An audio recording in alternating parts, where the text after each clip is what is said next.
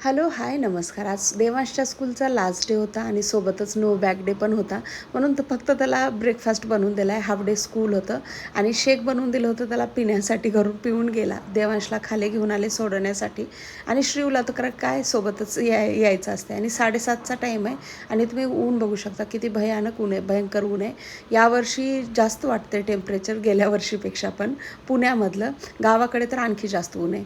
देवांशला सोडलं, त्याची बस आली, देवांशला पाठवलं. नंतर आले इथे डेअरीवरती, दूध घेतलं आणि शिवची ना काही डिमांड असते. डिमांड म्हणजे काय की सकाळी सकाळी ह्याला चॉकलेट खायचं असतं. मी पण म्हणलं किती वेळ थांबणार आहे, थांब खाली, मी तर घरी चालले.